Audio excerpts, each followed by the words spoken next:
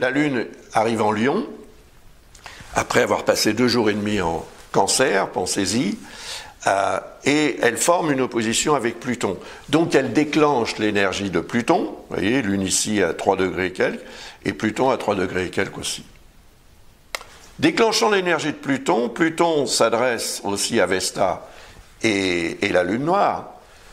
Peut-être que ce jour-là, qui sera le 31 mai, et encore une fois on est aux alentours de 3 heures du matin, donc 5 heures en France, on est dans une logique aussi de remise en question.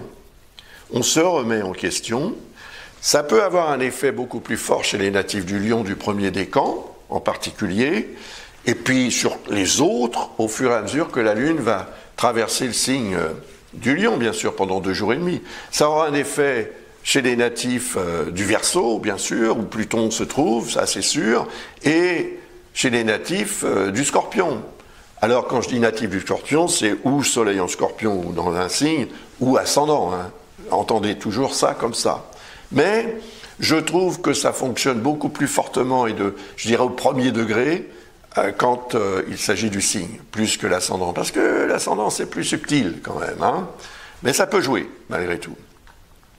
Donc là, c'est probablement la lumière.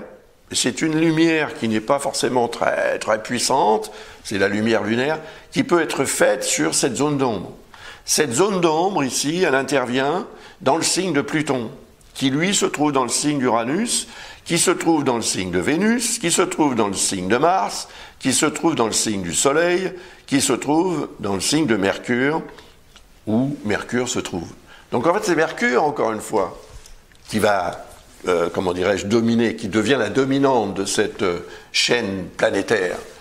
Et donc, Mercure, bah, c'est là-haut, encore une fois. Donc, c'est vraiment une lunaison qui va dépendre dans sa qualité et dans les réalisations que vous pouvez espérer obtenir de votre intellect, de votre mental, de votre capacité à voir les choses telles qu'elles sont aussi, à ne pas vous mentir et à abonder dans le sens d'une clarté qui va devenir nécessaire pour que vous puissiez rééquilibrer vos énergies. Vesta représente cette harmonie, cet équilibre qui pourrait être mis en question par la Lune noire. La zone d'ombre, c'est quoi dans votre vie? Alors à vous de la traiter, de la gérer au mieux, parce que cette notion de régénération qui s'applique à l'énergie plutonienne va avoir un effet a priori très positif, parce que Pluton est en harmonie avec cette conjonction Soleil-Mercure du 31 mai, même le 30 mai il y aura cette conjonction, le 29 aussi, et en harmonie avec Pluton. Et ça c'est très intéressant parce que ça veut dire aussi que c'est bien votre mental qui va permettre cette régénération ou pas. Si vous bloquez sur quelque chose de négatif et que vous focalisez dessus, ben, tout le positif qu'il y a autour passera à l'as, comme on dit, vous ne le verrez pas. Vous ne voudrez peut-être même pas vous en occuper parce que vous n'y croirez plus. Alors, je ne peux rien faire pour vous à ce sujet. Je ne peux que vous expliquer ou tenter de vous expliquer comment ces énergies peuvent intervenir. Et donc, vous permettre peut-être de mieux les contrôler. Plutôt que d'en être victime, restez aux commandes de votre véhicule existentiel, donc de votre vie, et tout changera. Le point de vue est très important. Vous êtes sur une hauteur, colline, montagne même peut-être.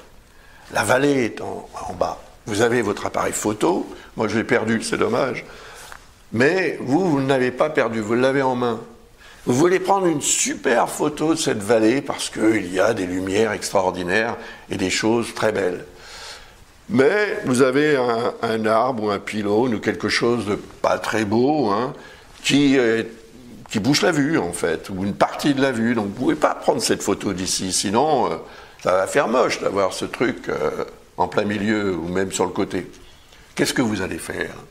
Vous allez vous déplacer. Donc vous allez déplacer, changer votre point de vue et vous allez avoir une vision de cette vallée sans cet obstacle que vous aurez évidemment évité et qui ne sera pas sur la photo, donc vous aurez une belle photo. Ben, si vous voulez avoir une belle vue, il faut que vous changiez aussi Peut-être, hein, je ne dis pas, peut-être que vous êtes dans cette logique justement de changement de point de vue pour que votre vie soit belle depuis des années, ou peut-être depuis toujours. Mais si ce n'est pas le cas, ben pensez à ça, et pensez à changer votre point de vue. Souvent, par exemple, quand on est dans une logique de conflit, ou une période qui n'est pas forcément très agréable, en couple, ou dans une relation amicale, sociale, professionnelle même peut-être, si vous refusez de penser à ce qui est bon dans cette relation, à ce qui est beau, vous n'allez voir pendant cette période que ce qui ne l'est pas. Ça va dénaturer votre sentiment et cela risque de pourrir la relation, voire même de la détruire. Mais après, qu'est-ce qui va arriver? Peut-être que vous serez complètement libéré parce qu'effectivement cette relation est peut-être complètement nocive, mais peut-être que vous allez regretter. Donc, ne pensez pas qu'à ce qu'il y a de mal chez quelqu'un ou dans votre vie quand vous traversez une période difficile. Focalisez au contraire sur ce qu'il y a de beau, d'agréable. Et ça va vous changer la vie, c'est sûr. Et cela va changer votre énergie, votre niveau de vibration, votre fréquence, comme on dit aussi, hein, c'est un peu la mode en ce moment, ce terme, pour que vous soyez beaucoup plus efficace dans la gestion de la dite période compliquée. Je vous dis ça parce qu'en ce moment, beaucoup de gens autour de moi traversent des périodes compliquées. Voilà, c'est vrai que si on monte les révolutions solaires en ce moment, il y a des aspects qui sont assez costauds. Bien. Maintenant, la prochaine, occurrence de la Lune sera quand elle arrivera à la longitude de Mars, le 1er juin, à 11h du matin, heure universelle, 13h en France, etc. La Lune arrive à la longitude de Mars, donc déclenche